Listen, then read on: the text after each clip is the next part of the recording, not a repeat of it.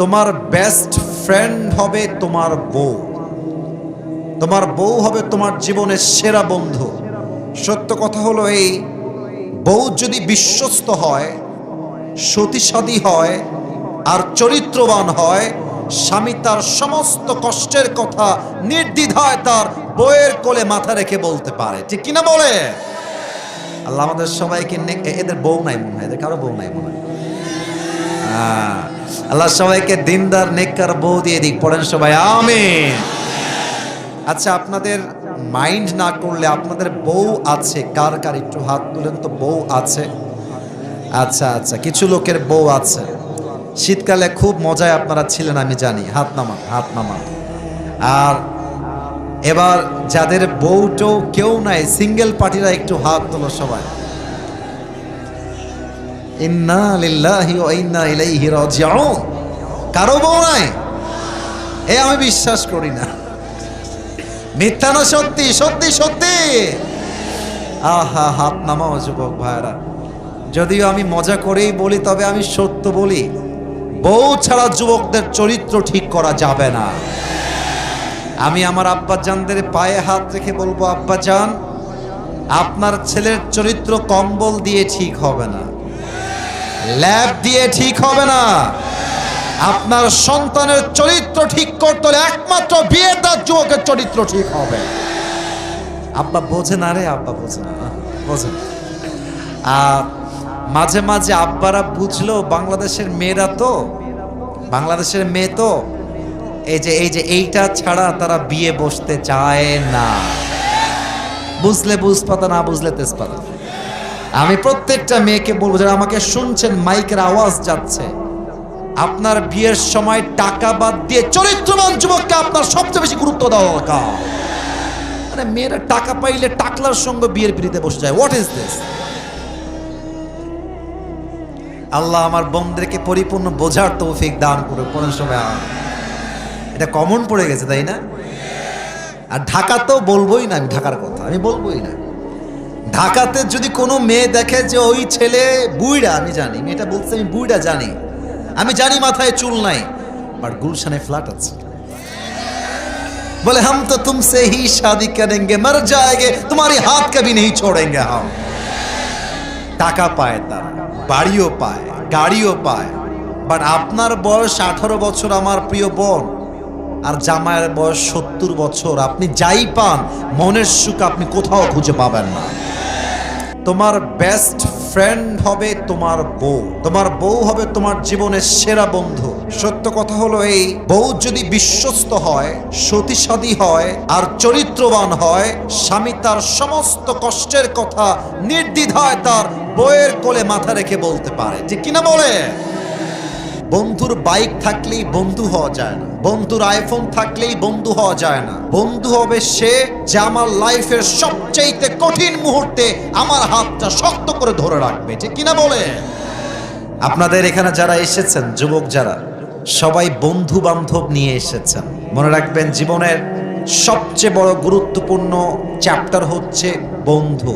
বন্ধু ভালো হলে আরেক বন্ধু ভালো হয়, বন্ধু গাঞ্জাখোর হইলে আরেক বন্ধু গাঞ্জাখোর হয়।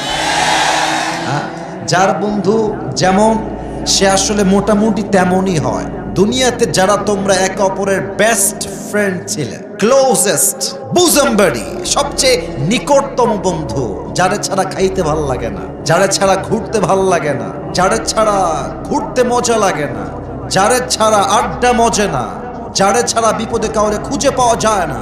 আল্লাহ কি বলছে দেখেন, আল্লাহ বলছেন, তোমার এই কলিজার বন্ধু কিয়ামতের দিন তোমার সবচেয়ে বড় শত্রু হয়ে যাবে। আমার কথা না কার কথা? আমার কথা। আপনি বলতে পারেন যে আসিফ হুজুর মেবি ভুল বলছে, বাট আল্লাহর কথায় কোনো সন্দেহ থাকতে পারে না। আল্লাহ বলছেন, your best friend will be the biggest enemies on the day of judgment.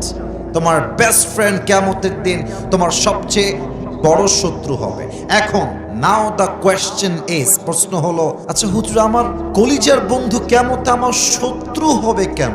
যে মানুষটা আমার বিপদের সাথে থাকে, যে মানুষটার সঙ্গে আমি একসঙ্গে বাইকে করে ঘুরি, যে মানুষটাকে নিয়ে আমি একসঙ্গে স্কুলে যাই, যে মানুষটা একটা বিস্কুট খাইলেও আমাকে দিয়ে খায়, এই মানুষটা আমার সবচেয়ে বড় শত্রু কেন হবে? কারণটা বোঝেন। এর কারণ হলো আপনার বন্ধু যে আপনাকে পার্কে মেয়ে দেখার জন্য নিয়ে যায়, যেই বন্ধু আপনাকে আপনার হোয়াটসঅ্যাপে উলঙ্গ ভিডিওর লিঙ্ক শেয়ার করে, আপনার যেই বন্ধু আপনাকে টিকটক করতে বেশি মোটিভেট করে, আপনার যেই বন্ধু আপনার গার্লফ্রেন্ডের সঙ্গে প্রেম করতে সহযোগিতার হাত বাড়ায়, এই বন্ধু কিয়ামতের দিন আপনার সবচেয়ে বড় শত্রু হয়ে যাবে। কেন হবে? আপনি দেখবেন যে আল্লাহ রাব্বুল আলামিন আপনার জন্য জাহান্নামের ফয়সালা করে দিয়েছেন। কেন জাহান্নামের ফয়সালা? ওই যে গাজীপুরে অমুক মেয়ের দিকে আপনি অশ্লীল চোখে তাকিয়েছিলেন, অমুক দিন আপনি একটা হিন্দি সং লিঙ্ক পাওয়ার জন্য ক্লিক করে দেখেছিলেন, ওই চোখের গোনার জন্য, জেনার জন্য আজকে আপনার জাহান্নামটা অবধারিত হয়ে গেছে। এবার আপনি আপনার বন্ধুর সঙ্গে ফেস টু ফেস হবেন। বন্ধু আপনি বলবেন, এই বন্ধু, তুই তো আমার বন্ধু নামের কলঙ্ক ছিলি, তুই আমার সঙ্গে এই অন্যায়টা কেন করলি? তুই আমাকে হারাম কাজে কেন মোটিভেট করলি? তুই আমার সবচেয়ে বড় শত্রু। একে অপরের সঙ্গে রেষারেষি শুরু হয়ে যাবে। তবে আল্লাহ বলছেন ইল্লাল মুত্তাকিন, তবে সেই বন্ধু তোমার কিয়ামতেও বন্ধু থাকবে যেই বন্ধু তোমাকে জেনার থেকে ফিরিয়ে রেখেছে। তুমি তোমার বন্ধুকে একটা বাজে ভিডিওর লিঙ্ক শেয়ার করেছো, তোমার বন্ধু তোমাকে স্পষ্ট বলে দিয়েছে, এই বেটা, আমার বন্ধু তুই হয়ে থাকলে আগামীতে কোনো বাজে ভিডিও লিঙ্ক আসলেই তোকে ব্লক করে দিব। তুই যেই মেয়ের সঙ্গে প্রেম করবি, জেনা করবি, তুই তাকে বিয়ে কর, যদি তুই অন্যায় কাজে থেকেই যাস, তুই আমার বন্ধু হওয়ার কোনো যোগ্যতাই রাখবি না। ঠিক কিনা বলে? আজানের সময় হয়ে গেছে। গাজীপুরের সেনাবাহিনীর ক্যান্টনমেন্টের পাশে আপনারা দাঁড়িয়ে আছেন, আসরের আজান হচ্ছে, বাইকে আছেন তিনজন বন্ধু। আপনার যে বন্ধু বলবে, বন্ধু স্টপ দ্য বাইক, থামা, বাইক থামা, চল let's go and pray together, চল আমরা নামাজ পড়ে আসি। ওইটাই আপনার আসল বন্ধু, ওইটাই আসল বন্ধু।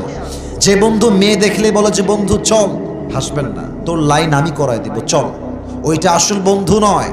যে বন্ধু মেয়ে দেখলে বলে বন্ধু তোর পছন্দ হয়েছে, বন্ধু হ্যাঁ পছন্দ, চল তোকে বিয়ে করাই দেবো, আমি তোর বন্ধু হিসেবে দায়িত্ব নিলাম, যা। ঠিক আছে কিনা বলো? He is your real friend. আসুন আয়াতের শেষাংশ শুনেই এটা শেষ করে দেই। আল্লাহ রাব্বুল আলামিন তার পরের আয়াতে বলছেন, ইয়া ইবাদি লা খাউফুন আলাইকুমুল ইয়াওমা ওয়ালা আনতুম তাহজানুন। তবে কিয়ামতের দিন তাদের কোনো টেনশন নেই, তাদের কোনো চিন্তা নেই, যেই বন্ধু আরেক বন্ধুকে নামাজের দিকে ডেকেছে, যেই বন্ধু আরেক বন্ধুকে দাঁড়িয়ে রাখার জন্য মোটিভেট করেছে, যেই বন্ধু তার আরেক বন্ধুকে হালাল কাজে মোটিভেট করেছে, আল্লাহ কিয়ামতের দিন ডাক দিয়ে বলবে, এই বন্ধুরা, এই যুবক ভাইরা, আসো আমার জান্নাতে প্রবেশ করো। লা খাউফুন আলাইহিম, তাদের কোনো ভয় নাই, তাদের কোনো চিন্তা নাই, তাদেরকে জান্নাত দিবে একজন। আওয়াজ দিয়ে বলেন সবাই, তিনি কে? এজন্য একটু তোমরা তোমাদের বন্ধুর দিকে আজকে তাকাও। এটা আমার মাহফিলের first and very important message for all the young people. বন্ধু যদি ভালো হয়, কিপ কন্টিনিউ, চালিয়ে যাও, বন্ধুত্ব সামনে নিয়ে যাও।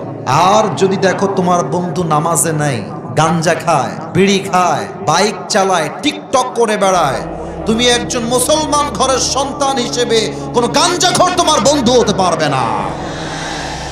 Change your friend circle. তবে হ্যাঁ, আমি মনে করি যে বন্ধুর বাইক থাকলেই বন্ধু হওয়া যায় না, বন্ধুর আইফোন থাকলেই বন্ধু হওয়া যায় না। বন্ধু হবে সে যে আমার লাইফের সবচেয়ে কঠিন মুহূর্তে আমার হাতটা শক্ত করে ধরে রাখবে। ঠিক কিনা বলে? আর আমি তো মনে করি যুবকরা বউরে যেই পরিমাণ বিশ্বাস করে, তার চেয়ে বন্ধুরে বেশি বিশ্বাস করে। হ্যাঁ, এই জন্য আল্লাহ আমাদের সবাইকে বন্ধুত্ব নির্বাচনের ক্ষেত্রে সঠিক বুঝ দান করুক। পড়েন সবাই আমিন। তবে একটা হাদিস বলে দেই বন্ধুত্বের ক্ষেত্রে, এই যে ডানে বেশি যুবক, তোমরা আমার চোখে চোখ রাখো। বন্ধুত্বের ক্ষেত্রে শেষ একটা হাদিস বলছি, আল্লাহর হাবিব বলেছেন, তোমার বেস্ট ফ্রেন্ড হবে তোমার বউ, তোমার বউ হবে তোমার জীবনের সেরা বন্ধু। সত্য কথা হলো এই, বউ যদি বিশ্বস্ত হয়, সতীসাধী হয় আর চরিত্রবান হয়, স্বামী তার সমস্ত কষ্টের কথা নির্দ্বিধায় তার বউয়ের কোলে মাথা রেখে বলতে পারে, ঠিক কিনা বলে? আল্লাহ আমাদের সবাইকে এদের বউ নাই মনে হয়, এদের কারো বউ নাই মনে হয়। আল্লাহ সবাইকে দিনদার নেককার বউ দিয়ে দিক, পড়েন সবাই আমিন। আচ্ছা, আপনাদের মাইন্ড না করলে আপনাদের বউ আছে কার কার একটু হাত তুলেন তো। বউ আছে? আচ্ছা আচ্ছা, কিছু লোকের বউ আছে। শীতকালে খুব মজায় আপনারা ছিলেন আমি জানি, হাত নামান হাত নামান। আর এবার যাদের বউটাও কেউ নাই, সিঙ্গেল পার্টিরা একটু হাত তোলো সবাই। ইন্না লিল্লাহি ওয়া ইন্না ইলাইহি রাজিউন। কারো বউ নাই? আমি বিশ্বাস করি না। মিথ্যা না সত্যি? সত্যি সত্যি। আহা, হাত নামাও যুবক ভাইরা। যদিও আমি মজা করেই বলি, তবে আমি সত্য বলি, বউ ছাড়া যুবকদের চরিত্র ঠিক করা যাবে না। আমি আমার আব্বাজানদের পায়ে হাত রেখে বলবো, আব্বাজান, আপনার ছেলের চরিত্র কম্বল দিয়ে ঠিক হবে না, ল্যাব দিয়ে ঠিক হবে না। আপনার সন্তানের চরিত্র ঠিক করতে হলে একমাত্র বিয়ের তার যুবকের চরিত্র ঠিক হবে। আব্বা বোঝে না রে, আব্বা বোঝে না, বোঝে না। মাঝে মাঝে আব্বারা বুঝলো বাংলাদেশের মেয়েরা তো, বাংলাদেশের মেয়ে তো এইটা ছাড়া তারা বিয়ে বসতে চায় না। বুঝলে বুঝপাতা, না বুঝলে তেজপাতা। আমি প্রত্যেকটা মেয়েকে বলবো, যারা আমাকে শুনছেন, মাইকের আওয়াজ যাচ্ছে, আপনার বিয়ের সময় টাকা বাদ দিয়ে চরিত্রবান যুবককে আপনার সবচেয়ে বেশি গুরুত্ব দেওয়া দরকার। মানে মেয়েরা টাকা পাইলে টাকলার সঙ্গে বিয়ের পিড়িতে বসে যায়। What is this? আল্লাহ আমার বোনদেরকে পরিপূর্ণ বোঝার তৌফিক দান করে। কোন সময় এটা কমন পড়ে গেছে, তাই না? আর ঢাকাতেও বলবোই না, আমি ঢাকার কথা আমি বলবোই না। ঢাকাতে যদি কোনো মেয়ে দেখে যে ওই ছেলে বুইড়া, আমি জানি মেয়েটা বলছে আমি বুইড়া জানি, আমি জানি মাথায় চুল নাই, বাট গুলশানে ফ্ল্যাট আছে, বলে হাম তো তুমসে হি শাদি করেঙ্গে, মর যায়েগে, তোমারি হাত কবি নেই ছোড়েঙ্গে হাম। টাকা পায়, তার বাড়িও পায়, গাড়িও পায়, বাট আপনার বয়স 18 বছর আমার প্রিয় বোন, আর জামাইয়ের বয়স 70 বছর। আপনি যাই পান, মনের সুখ আপনি কোথাও খুঁজে পাবেন না। আর একটা লজিক্যাল পয়েন্টে কথা বলতে চাই, যুবকদেরকে বলবো, যুবকরা শোনো, বিয়ে করতে তোমার কারো থেকে পারমিশন নেওয়ার কোনো ঠেকা তোমাকে ইসলাম দেয় নাই। Okay, let me explain this matter very clearly. আমি স্পষ্ট ভাষায় বলছি, because there lot of people, they are very older. আমাদের মুরব্বী আব্বা জানরা এখানে আছেন।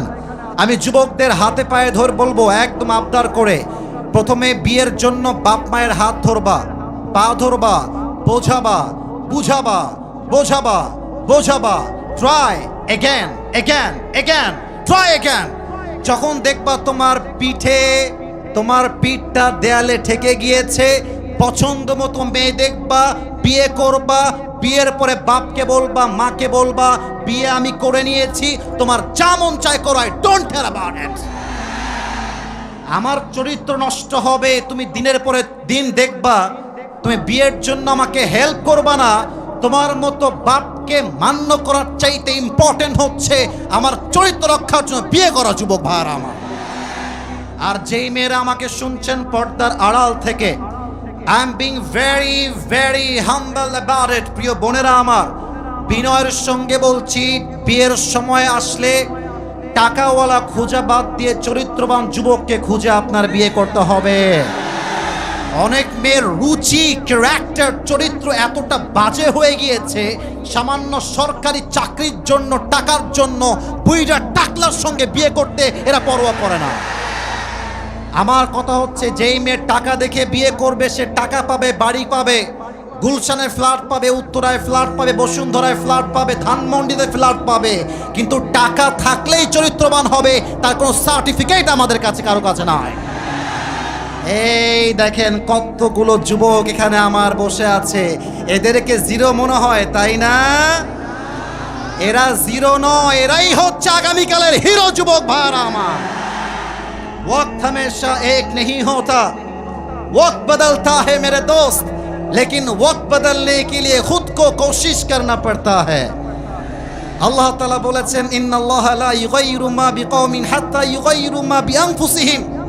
আমি একটা জাতির ভাগ্য ততক্ষণ পর্যন্ত পরিবর্তন করি না যতক্ষণ পর্যন্ত সেই জাতি নিজেরাই নিজেদের ভাগ্য পরিবর্তন করবার জন্য সচেষ্ট না হয়। অতএব মেয়েদেরকে বলবো যে টাকলাকে দেখে পাগল হয়ে যাচ্ছেন টাকার জন্য, আগামীতে এমন একটা দিন আসবে এই যুবকগুলো অফিসের বস হবে, টাকলা তার স্টাফ হয়ে কাজ করবে।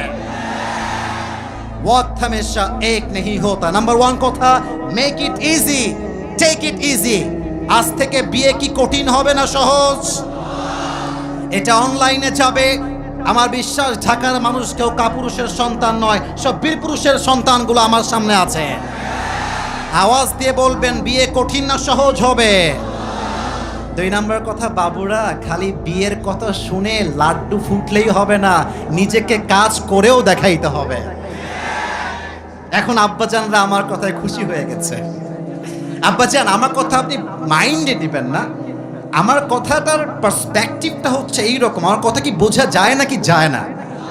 আচ্ছা মনে করেন যে আমি আসিফ হুজুরের বয়স মাত্র 20। ফরেন এক্সাম্পল, জাস্ট উদাহরণ হিসেবে বলতেছি। আমি একটা জব করি, যেই জবের বেতন হচ্ছে 10,000। একটু কথা বলতে হবে, কয় হাজার? And now I cannot think like that যে আমি যখন গুলশানে ফ্ল্যাট করব, আমার যখন বাড়িধারায় ফ্ল্যাট হবে, আমার যখন কোম্পানি স্ট্যাবলিশড হবে তখন গিয়ে বিয়ে করব। That's a wrong process, that's a wrong conception, that's a misconception. তোমাকে চিন্তা করতে হবে যেহেতু আমার বেতনটা স্বল্প, আমাকে সেই মেয়েটাই চুজ করতে হবে যেই মেয়েটা অল্পতে খুশি হয়ে যায়, যেই মেয়েটা আমার কাছে ভালোবাসা চায়, যেই মেয়েটা আমার কাছে যত্ন চায়, টাকা চায় না, বাড়ি চায় না, গাড়ি চায় না, এরকম মেয়েকে বিয়ে করতে হবে। এখন হচ্ছে কথা, মূল কথায় ফিরে আসি। যুবকদেরকে একটু মোটিভেট করতে চাই। আমার কথা কি শোনা যায় নাকি যায় না? অনেক যুবক বলে হুজুর আমি তো জীবনে সফল হতে চাই, আমার বাপ তো মেম্বার না, আমার বাপ তো টাকাওয়ালা না। আরে বেটা, জীবনে বড় কিছু করার জন্য, সফল হওয়ার জন্য বংশ বড় হওয়া লাগে না, বাপ সফল হওয়া লাগে না। জীবনে কিছু করতে হলে জেদ লাগে, যুদ্ধ লাগে, চেষ্টা করতে হয়, তবে ভাগ্যের চাকাটা পরিবর্তন হয়ে যায়। অতএব ভয় পেও না, ভয় পেও না, বুক চিরে দাঁড়িয়ে যাও, আল্লাহর ভরসায় সাহসটা বাড়াও, আল্লাহর নামে আগুন জ্বালাও, বুকে সত্যের পথে চলো, সাহস রাখো মুখে। আরে আল্লাহ যখন পাশে, কিসের এত ভয়? তাওয়াক্কুল করো, কাছে আসবে বিজয়। আধারে ভয় পেও না, আলো আছে আড়ালে, অন্ধকার পালিয়ে যাবে তুমি উঠে দাঁড়ালে। যদি আমি দুনিয়ার এক্সাম্পল দেই, 20 বছর আগের মেসি যদি বলতো আমি আগামী 20 বছর পরে I will be the most best player ever in the world, আমি মেসির মতো ভালো কোনো প্লেয়ার আর কেউ হতে পারবে না, আপনারা হয়তো বা হাসতেন। আজকের ইলন মাস্ক যদি 20 বছর আগে বলতো যে আমার টেসলা, আমার স্পেসএক্স, এই কোম্পানি হবে পৃথিবীর সবচাইতে বড় কোম্পানি, আপনি হাসতেন। আজকের শাহরুখ খান যদি, আমি দুনিয়ার কথা বলছি, আখেরাত নয়, আজকের শাহরুখ খান যদি বলতো 20 বছর আগে যে পুরো মুম্বাই শহরে আমি রাজ করব, আপনি হাসতেন। এটাই হচ্ছে ইতিহাসের শিক্ষা।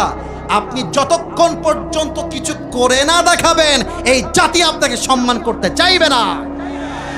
অতএব আজ থেকে একটা কথা স্পষ্ট ভাষায় বলতে চাই, যেই মেয়ে তোমাকে ছেড়ে গেছে ওর জন্য ছ্যাঁকা খেয়ে বেকা হওয়া বন্ধ করে দাও। আরে জীবনে সফল হতে পারলে এরকম ভালোবাসা রাস্তাঘাটে এমনি খুঁজে পাওয়া যাবে। আর আমি একটা কথা বলি, ছ্যাঁকা খাবে মেয়েরা, আমাদের ছ্যাঁকা কোনো চান্সই নাই। ও তোমার ছ্যাঁকা দিয়ে একটা বিয়ে করছে, ওর জন্য একটা বিয়ে যায়। তুমি বেটা বড় মানুষ, বেটা মানুষ, ও বিয়ে করছে একটা, তুমি 4টে বিয়ে করে দেখায় দেবা।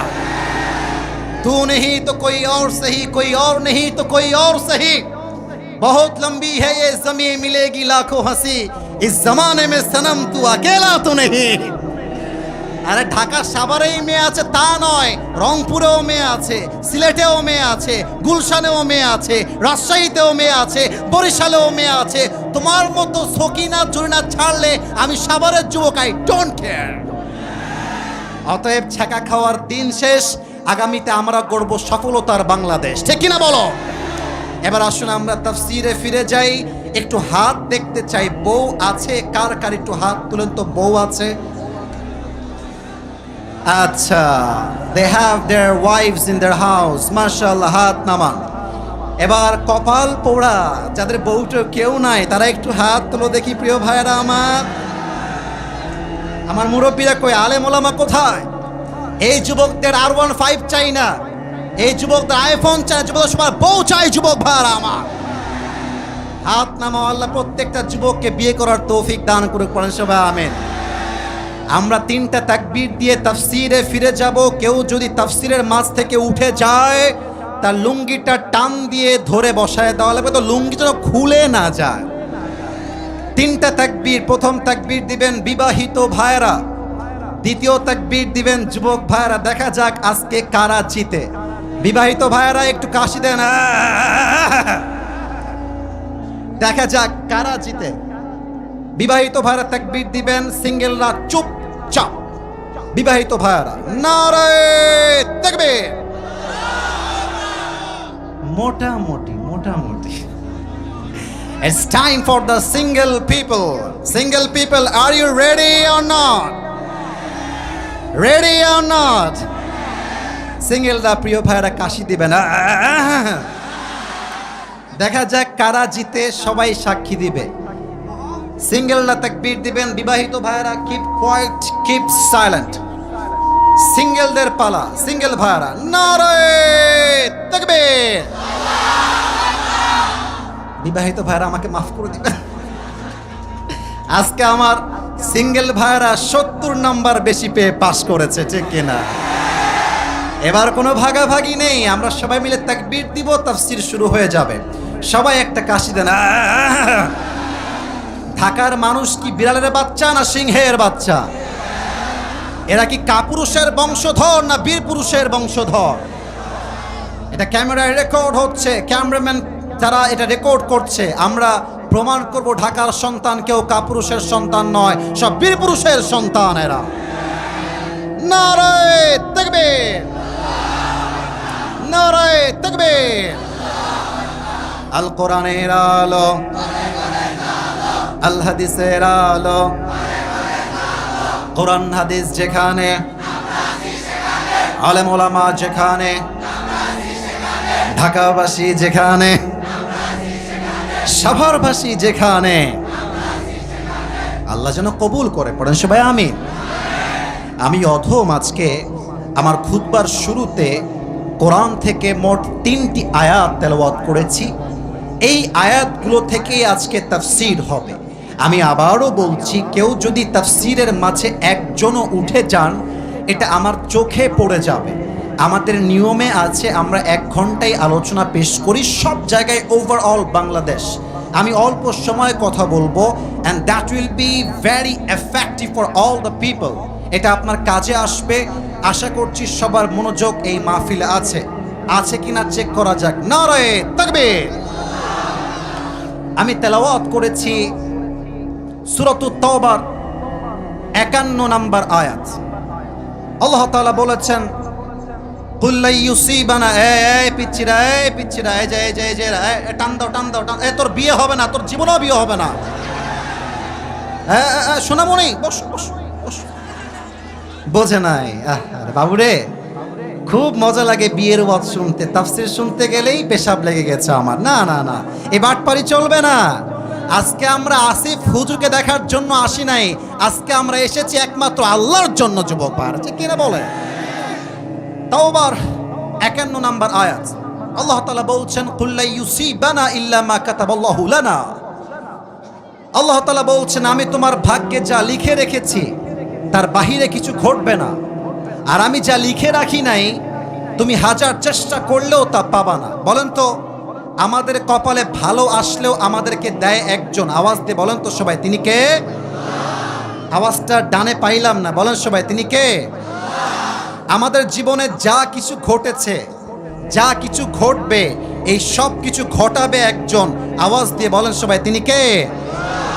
আপনারা দেখেছেন 5 আগস্টের পরে বাংলাদেশকে অস্থিতিশীল করবার জন্য রাম বামরা শাহবাগীরা অনেক চেষ্টা করেছে। কিন্তু তারা সফল হয় না। এর কারণটাই হচ্ছে আগামী বাংলাদেশ হবে ইসলামের বাংলাদেশ। আমি একটা কথাই আয়াত থেকে বলতেই চাই, অনেকেই ভোটে দাঁড়াচ্ছেন, তবে আমি একজন আলেম হিসেবে, একজন নগণ্য দ্বীনের খাদেম হিসেবে দুইটা দাবি পেশ করতে চাই ঢাকার এই মাহফিল থেকে। যদি একমত হন আওয়াজ দিয়ে বলবেন, ঠিক না হয় চুপ করে বসে থাকবেন। দেখা যাক আপনারা একমত হন কিনা।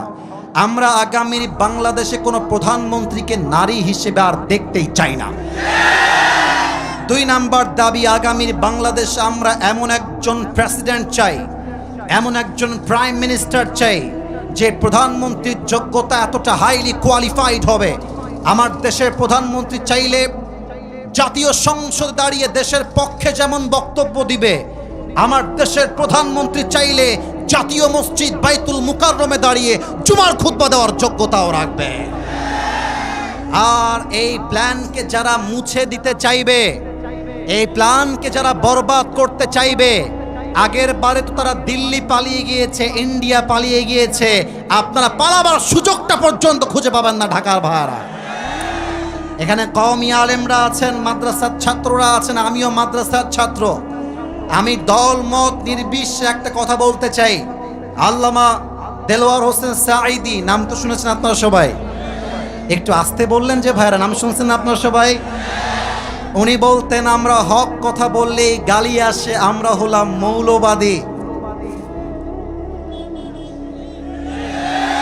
জঙ্গিবাদ, ভণ্ড হুজুর।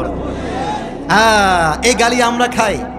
তবে উনি বলতেন, মৌলবাদ বললে আমরা মোটেও রাগ করি না। কেন রাগ করি না? এর কারণ হচ্ছে মৌলবাদ আসছে মূল থেকে। এই মনোযোগ দেন, turn off your phone right now. এই ফোনটা যুবকদের জীবনটাই নষ্ট করে দিয়েছে।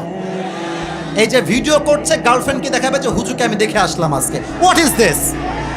তোমার উদ্দেশ্য হবে আমি এই মাহফিলে আসছি আল্লাহর জমিনে আল্লাহর দ্বীনকে বিজয় করবার জন্য। তুমি খালিদ বিন ওয়ালিদের সন্তান, তুমি ওমরের উত্তরসূরি, আর তোমার একটা স্লোগান বাতিলের মসনদকে কাঁপিয়ে তুলবে ঢাকার সাভারের ভাইরা আমার। মোবাইল ফোনটা অফ রাখো, আমার কথায় মনোযোগ দাও।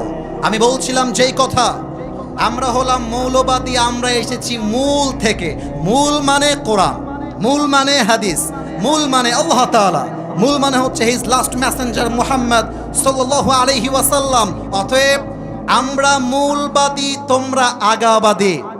বলেন তো সাভারের ভাইয়েরা, গাছের আগায় শক্তি বেশি না গোড়ায় শক্তি বেশি? এই সামনে তাকাও, সামনে সামনে। I'm here man, why you are looking backside man? Look at me, আমাকে দেখেন। আমি বলছি গাছের আগায় শক্তি বেশি না গোড়ায়? উনি বলতেন, তোমরা থাকো গাছের আগায়, বাড়াবাড়ি বেশি করতে যেও না। বেশি বাড়াবাড়ি করলে 16 কোটি মানুষ গাছের গোড়ায় একটা ঝাঁকুনি মারবে, মামুর বাড়ি দিল্লি গিয়ে পড়বা, দিল্লি গিয়েই তারা পড়েছে। অতএব ডক্টর ইউনূস সহ আমরা সবাইকে সম্মানের সঙ্গে বলতে চাই, যারাই স্কুল কলেজে গিয়ে কোরআনকে অসম্মান করবে, এদেরকে সাধারণ শাস্তি দিলে আমরা মানতে পারবো না। এদেরকে বাইতুল মুকাররমে ফাঁসির কাস্টে ঝুলিয়ে হত্যার রায় পাস করতে হবে। এই জন্য আল্লাহ বলছেন, বান্দা শোনো, আমি আল্লাহ যা লিখে রেখেছি তার বাহিরে কিছুই হবে না। আর আমি আল্লাহ যা লিখে রাখি নাই, হাজার চেষ্টা করলেও কেউ কিছু করতে পারবে না। সব ক্ষমতা একজনের হাতে, তিনি কে? বলেন তো আমাদের জাতির পিতার নাম কি? Maybe you have confusion about it. উত্তরটা আসতে হলো যে জাতির পিতার নাম। এখানে কিন্তু আওয়ামী লীগের ভাড়া থাকতে পারেন। আমি আমার কথা কিন্তু মাইন্ডে নেবেন না। আমি কিন্তু কোনো দল মতকে ছোট করার জন্য এখানে আসি নাই। আমার কথা হচ্ছে, মুসলমান হিসেবে কেউ যদি জাতির পিতা ইব্রাহিম আলাইহিস সালামকে না বানিয়ে অন্য কোনো ব্যক্তিকে জাতির পিতা বানিয়ে দেয়, তার ঈমানে নির্ঘাত সমস্যা রয়েছে। ভুল বললাম না ঠিক বললাম? সামান্য কয়েকটা টাকার জন্য তারা জাতির পিতার নামটা যেই কয়েকবার উচ্চারণ করেছে, আমি আসিফ মনে করি এই কয়েকবার আল্লাহর নাম জিকির করলে, উচ্চারণ করলে জান্নাতটাই ওয়াজিব হয়ে যেত মনে হয়। ছোট্ট একটা কথা মনে পড়ে গেল, বলা যাবে নাকি যাবে না? না না, আপনারা রাগ করবেন মনে হয়। আরে বলা যাবে নাকি, যাবে না বলে?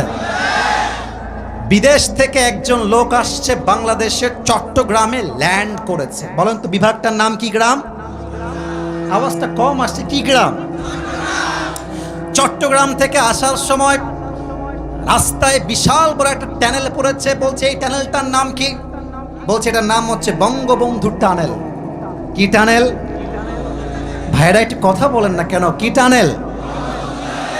ও আচ্ছা, মাশাআল্লাহ, হোয়াট অ্যান অ্যামেজিং, মাশাআল্লাহ। তোমরা মানুষ গরিব হতে পারো, তবে টানেল তো বিশাল বড় বানাইছো, amazingly appreciated man, let's go ahead, চলো সামনে চলো। ঢাকায় আসছে, দেখছে বিশাল বিশাল বিল্ডিং। বলছে ভাই এই জায়গার নাম কি? বলছে এটার নাম হচ্ছে বঙ্গবন্ধু অ্যাভিনিউ। বলছে ওয়াও, তো অনেক বড় বড় বিল্ডিং, সামনে চলো। এবার আসছে মিরপুর স্টেডিয়াম, বিশাল লম্বা লম্বা লাইট। আরে ভাই লাইট কিসের?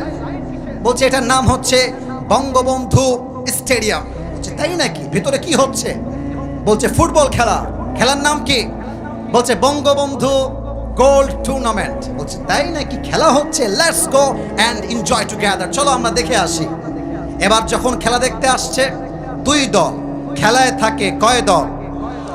এক দল জিতলে আর এক দল, আমার সঙ্গে কথা বলতে হবে, এক দল জিতলে আর এক দল, আর এক দল হারলে আর এক দল জিতে। That's a very natural process in playing. খেলার মধ্যে এটাই স্বাভাবিক, এক দল জিতবে আর এক দল হারবে। তো লোকটা বলছে এতবার যেহেতু বঙ্গবন্ধুর নাম শুনলাম, I am taking the side of Bangabandhu. আজকে আমি বঙ্গবন্ধুর দলের লোক হয়ে খেলা দেখব। এবার বলেন তো প্রিয় ভাইরা, খেলার মধ্যে হার জিত আছে না নাই? আনফরচুনেটলি, ভাগ্যক্রমে দুর্ভাগা ছিল তারা, বঙ্গবন্ধুর দলটা হেরে গিয়েছে। এবার এই দলের যে সমর্থন যারা করছিল তারা ক্ষিপ্ত হয়ে গিয়েছে, ক্ষেপে গিয়ে মারছে কয়েকটা ইট। বিদেশি লোকের কপালে লাগছে একটা ইট, একটা ইটের বাড়ি খেয়ে জায়গায় অজ্ঞান হয়ে গিয়েছে, কোনো হুঁশ নাই। এবার তাকে নিয়ে সোজা গিয়েছে মেডিকেলে। একদিন পরে চোখ খুলে বলছে ভাই আমি কোথায়? বলছে আপনি আছেন বঙ্গবন্ধু হসপিটাল। এবার লোকটা বলছে আল্লাহর ওয়াস্তে মাফ চাই, এরপর তোমরা আমরা বঙ্গবন্ধু কবরস্থানে নিয়ে যেও না। অতএব আমাদের কথা স্পষ্ট ভাষায় বলতে চাই, যাকে তাকে জাতির পিতা বানাই দিলে বাংলার মুসলমান চুল পরিমাণ বরদাস্ত করতে পারবে না। এবার দেখেন আল্লাহ যারে বাঁচাইতে চায় কেমনে বাঁচায়।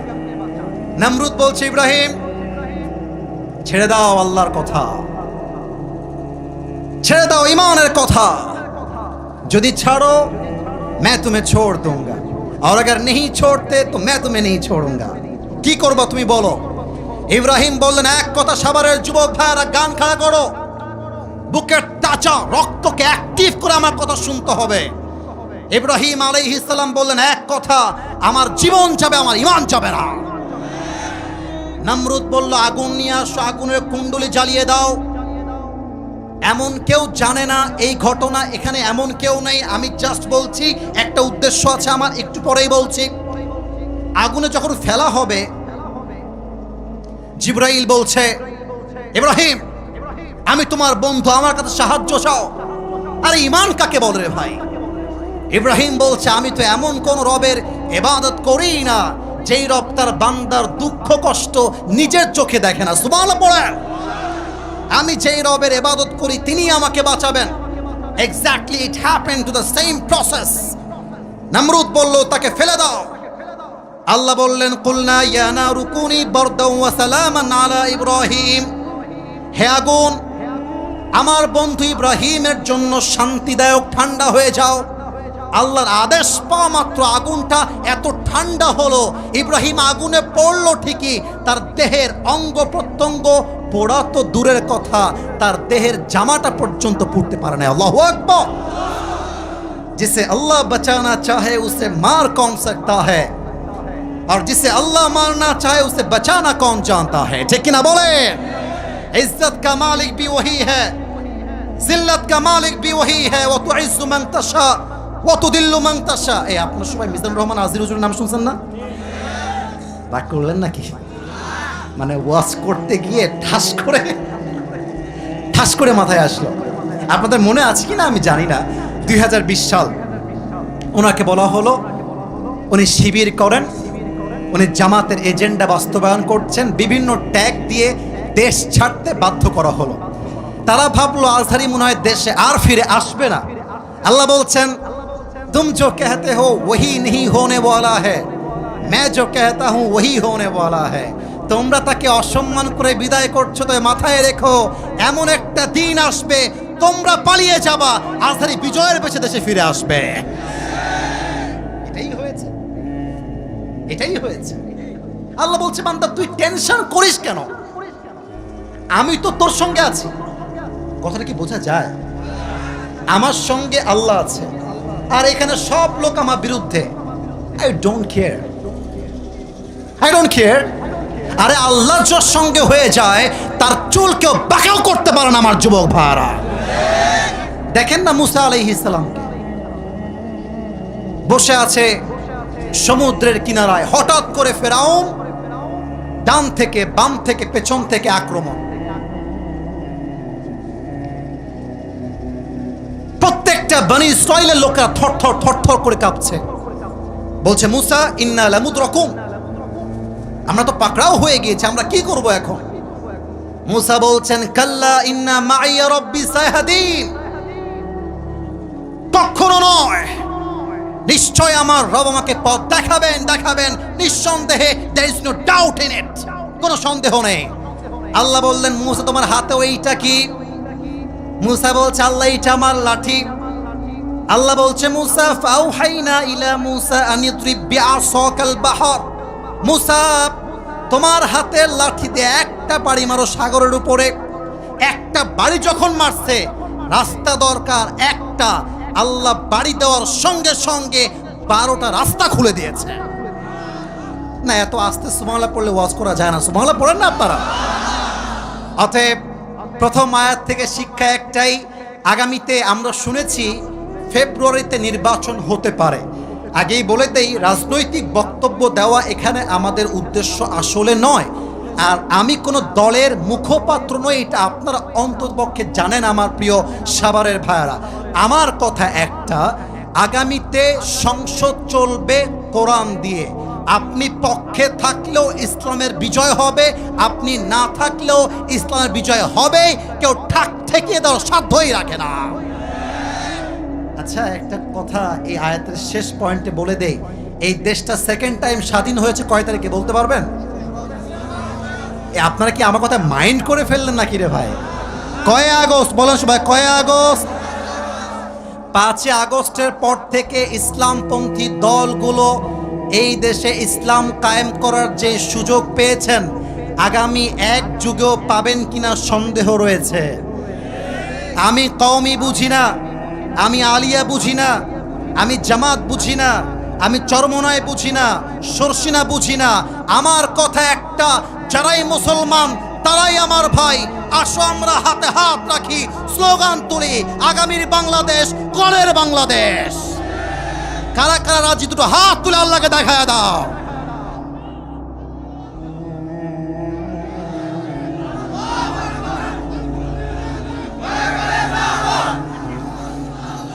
আরে জোর নাই রে, জোর নাই, বিয়ে হবে না রে। আপনারা আমার সঙ্গে তাকবীর দেন, কাশি দেন একটা। এই কই যায়, এই নেংটু নাকি রে এটা?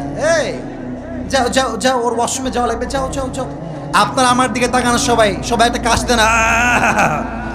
নারে তাকবীর, নারে তাকবীর।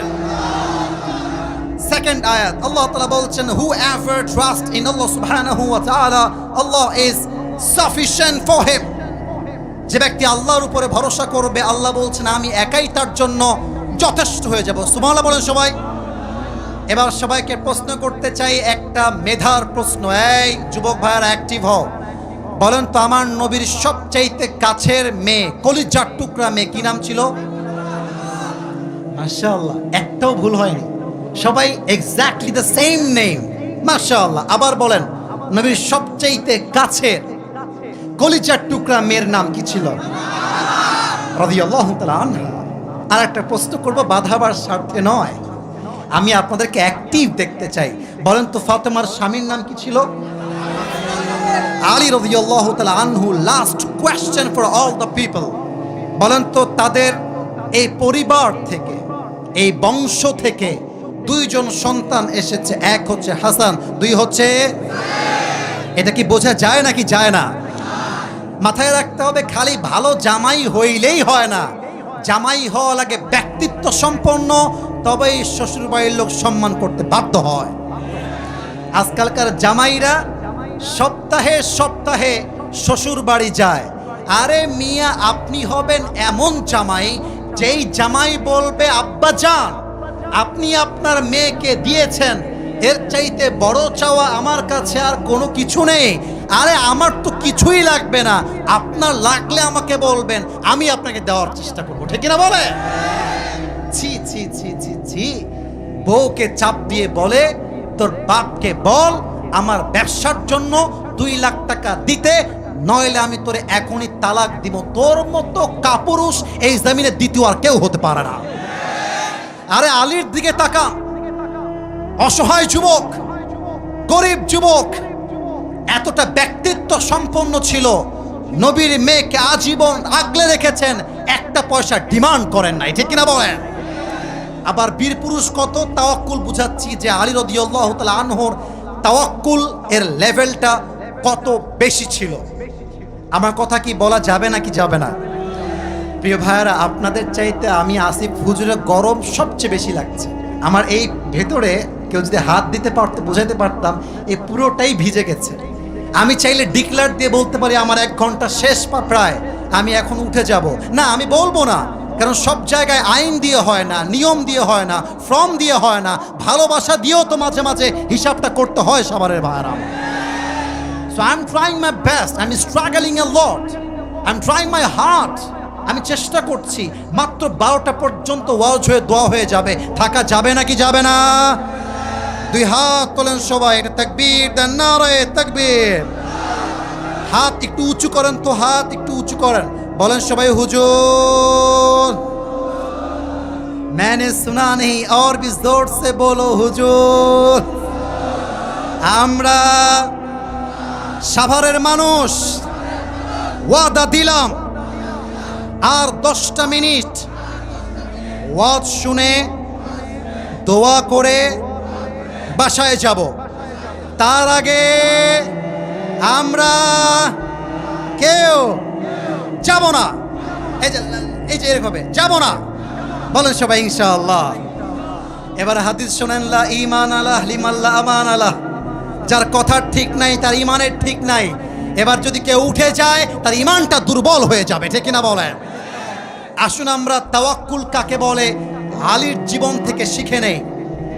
খন্দকের যুদ্ধে যখন কাফেররা অ্যাটাক করা শুরু করলো, কাফেরদের সবচেয়ে বীর বাহাদুর পুরুষের নাম ছিল আমর বিন মারহাব। ডাক দিয়ে বলছে, এই মদিনার মুসলমানেরা, কে কোথায় আছিস, বের হয়ে আয়। যদি তোর বুকের পাটা থাকে আমার সঙ্গে যুদ্ধ কর, দেখি কার বুকের পাটা কত বড়। সবাই বের হয়ে আসছে, কিন্তু ওর সামনে কেউ যায় না, ইভেন ওমরে ফারুকও যায় না। এবার দেখেন আলী রাদিয়াল্লাহু তাআলা আনহু দাঁড়িয়ে গিয়েছেন, বলছেন, ইয়া রাসূলুল্লাহ, গিভ মি চান্স, আমাকে একটা সুযোগ দেন, আমি যাব। নবী বলছেন, এই আলী বসো বসো বসো, তুমি বাচ্চা মানুষ, তোমার দরকার, তুমি বসো। একবার বসে গেছে, সেকেন্ড টাইম, ইয়া রাসূলুল্লাহ আমাকে চান্স দেন, বসে গেছে। 3 নাম্বার টাইম, আবার রাসূল আমাকে চান্স দেন। রাসূল বুঝে গিয়েছে ছোট মরিচের কথা শেষ ভালো, যার সব ভালো তার এটা শেষ হাদিস। বলেন সবাই ছোট মরিচের। মাঝে মাঝে এমন মানুষ বিজয় এনে দেখায় দেয়, যাকে দেখলে বোঝাই যেত না সে বীর পুরুষের সন্তান, ঠিক কিনা বলেন? এবার আলী রাদিয়াল্লাহু তাআলা আনহুর হাতে আল্লাহর রাসূল একটা তরবারি দিলেন, তার নাম হচ্ছে জুলফিকার। আলী রাদিয়াল্লাহু তাআলা আনহু তরবারি নিয়ে আমর বিন মারহাবের সামনে স্ট্যান্ডলি দাঁড়িয়ে গিয়েছে, বাঘের বাচ্চার মতো। আমর বিন মারহাব কেমন ছিল আমার দিকে একটু তাকাবেন সবাই এবার, নয় আমি হাদিসটা ভালোভাবে ব্যাখ্যা করতে সক্ষম হব না। আমি একটু অভিনয় করছি, এটা জায়েজ, just to make people understand what is the topic that I am talking about. আমি বোঝাতে চাই যে আমি আসলে কি জিনিসটা হাইলাইট করছি from the Sunnah, from the হাদিস। Please look at my body, আমাকে দেখেন সবাই, হাদিসটা ব্যাখ্যা করতে চাই। আলী রাদিয়াল্লাহু তাআলা আনহু আমর বিন মারহাবের চাইতে হাইটে ছোট, তার দেহের পোশাক একদম ভেরি সিম্পল। আমর বিন মারহাব হাইটে ভেরি টল, অনেক লম্বা। তো আমর বিন মারহাব এমন করে দাঁড়িয়ে আছে, আলী তার সামনে এসেছে যুদ্ধ করবার জন্য। তো ব্যাপারটা কেমন ছিল যে আমর বিন মারহাবকে আলী যদি দেখতে চায় তাহলে কপালটা এমনি তুলতে হবে, আর আলীকে যদি আমর বিন মারহাব দেখতে চায় কপালটা এমন করে নামাইতে হবে। কথা কি বোঝা যায় নাকি যায় না? একটু বললে একটু মোটিভেট হবো বলার জন্য। কথা কি বোঝা যায় নাকি যায় না? 2 নাম্বার পার্থক্যটা হচ্ছে আমর বিন মারহাবের পুরো দেহটাই হচ্ছে লোহার পোশাক, আলীর পোশাকটা হচ্ছে জামার পোশাক, কাপড়ের পোশাক। এবার আমর বিন মারহাব বলছে, এই বাবু তুমি কে গো? আলীকে বলছে, এই বাবু তুমি কে গো? আলীর কলিজায় গিয়ে আঘাত লেগেছে। আরে বেটা তুই কারে বাবু বলিস? কে বাচ্চা? আমার নাম হলো আনাল্লাযী সাম্মাতনি উম্মি হায়দারা। আমি হলাম সেই যুবক যে যুবককে তার মা নাম দিয়েছে হায়দারা। বারবার অ্যাটাক করে যতক্ষণ পর্যন্ত শত্রুকে হারিয়ে না দেয় সেই সন্তান বাসায় খালি হাতে ফিরে আসে না। আল্লাহু আকবার। আরে ভাই তোমার আসল নাম কি তাই বলো। তো বলছে আমার আসল নাম হচ্ছে আলী। সাভারের ভাইয়ের আসল নাম কি? ও আচ্ছা আচ্ছা, তুমি কি আলী বিন আব্দুল মুত্তলিব? তোমার বাপ কি আব্দুল মুত্তলিব? বলছে না না, আমার বাবা হচ্ছে আলী বিন আবি তালেব। বলছে আরে ভাতিজা, তোমার বাপ তোমার ভাই লাগে, তুমি আমার ভাতিজা, আমি তোমার চাচা, তুমি বাচ্চা মানুষ, তোমার সঙ্গে আমার যুদ্ধ, আমার প্রেস্টিজে বেঁধে যাবে। Please turn back, go back. আরে বাবু যাও তো, বাচ্চার গায়ে হাত তুলে না, তুমি যাও, তুমি যাও। এবার দেখেন আলী রাদিয়াল্লাহু তাআলা আনহু তাওয়াক্কুল কত হয়। বলছে আরে বেটা তুই কারে বাচ্চা বলিস? একবার যুদ্ধ করেই দেখ না, তোর মাথার কল্লা দেহর থেকে বিচ্ছিন্ন করতে 1 মিনিট সময় লাগবে না। আল্লাহু আকবার। এই কথা শুনে আমর বিন মারহাবের রক্তে আগুন ধরে গিয়েছে। বলছে ও আচ্ছা তাই নাকি, তো আয় আমাকে মার দেখি তোর সাহস কত বড়। আলী বিন আবি তালেব বলছে আমি মুসলমান ঘরের সন্তান, আমরা আগ বাড়িয়ে কাউকে মারতে যাই না। যদি কেউ মারতে আসে আমরা ডিফেন্স অ্যাটাক করতে জানি। এই দেশটা সেকেন্ড টাইম স্বাধীন হতো না যদি আবু সাইদ তার বুকটা পেতে দিয়ে তাজা রক্ত জমিনে না ঢালতো যুবক। তো আবু সাইদ যখন আহত হয়েছে, আমরা আহত হয়েছি। যখন আবু সাইদের বুকে গুলি লেগেছে, তার গায়ে লাগে নাই, বাংলার ধামাল ছেলের প্রত্যেকটা যুবকের কলিজায় গিয়ে গুলি লেগেছে যুবক ভাইরা। আমরা সরকার নামাতে চাই নাই, আমরা বলেছি কোটার সংস্কার চাই, দেশটাকে সংস্কার করতে চাই।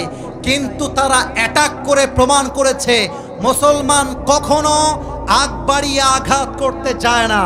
বাট মুসলমানকে কেউ আঘাত করতে আসলে মুসলমান রুখতে হয় কেমন করে, এটাও মুসলমানরা জানে, ঠিক কিনা বলে? আলী বলছে বেটা তুই আগে আয়, দেখি কার কত শক্তি। এবার আরেকটু অভিনয় করছি, হাদিসের লাস্ট স্টেজে আছি, মাইক থেকে একটু দূরে যাব, কথা বুঝতে একটু সমস্যা হতে পারে, একটু মনোযোগ দেন। আমর বিন মারহাব 2 হাত এমন করে উঁচু করেছে তরবারি ধরে, জাস্ট লাইক দিস। তরবারিটা এমন করে ধরেছে জাস্ট লাইক দিস, এমন করে। এবার 2টা পা জোড়া দিয়েছে। Maybe you can't see my legs because it's hidden, এখানে টেবিল আছে। 2 পাটা জড়ো করে দিয়েছে, হাতটা এমন করে উঁচু করেছে, তরবারি 2 হাত দিয়ে চেপে ধরে আছে।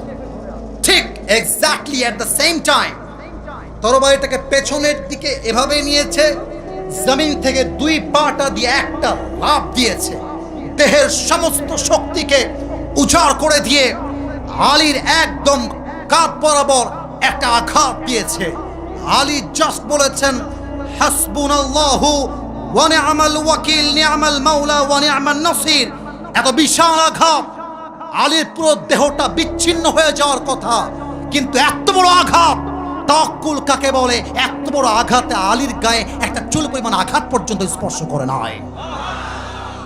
এবার আলী বলছে, বেটা, it's my turn, it's my turn, get ready yourself. এবার আমার পালা, তুই রেডি হয়ে যা, দেখি তোরে কে বাঁচায়। এবার আলী রাদিয়াল্লাহু তাআলা আনহু পেছনে স্টেপ নিয়েছেন, দুই পা জড়ো করেছেন, আল্লাহর রাসূলের দেওয়া জুলফিকার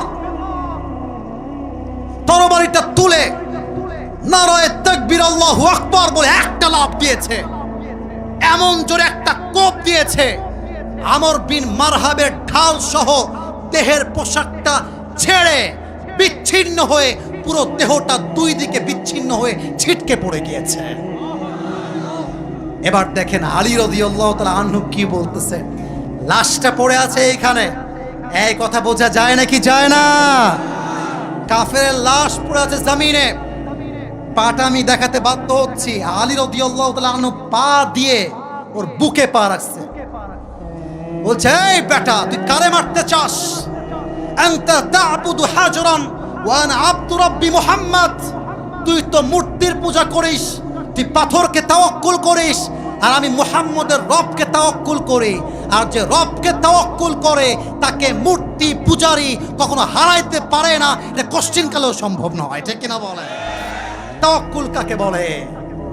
তাওয়াক্কুল কাকে বলে? অতএব আজ থেকে কথা একটা, আল্লামা ইকবাল रहमतुल्लाहि अलैहि বলেছেন, अल्लाह कभी ऐसा बोझ नहीं डालता जो तुमसे संभाला ना जाए, तुम्हें बस टूटना नहीं है क्योंकि तुम्हारी रब को तुम्हारी ताकत पर पूरा यकीन है। कभी तन्हा लगे तो याद रखना कि रब तुम्हारे करीब है और हर रात के बाद दिन की रोशनी जरूर आती है। बस सबर का दामन थाम के रखो। Dear my people of ढाकावासी, I repeat again, बस सबर का दामन थाम के रखो, यही तुम्हारी सबसे बड़ी ताकत है। और याद रखना, जो आज टूटा है वो कल तुम्हारे लिए रहमत का वजह जरूर बनेगा, ठीक कि ना बोलें? अरे भरोसा रखो, फाइन्ना माल उस्री युसरा, কষ্টের সাথেই রয়েছে স্বস্তি। অতএব ভয় পাওয়ার কোনো প্রয়োজন নেই, সামনে এগিয়ে যান। আশা করা যায় আগামী বাংলাদেশ হবে ইসলামের বাংলাদেশ, ঠিক কিনা বলেন?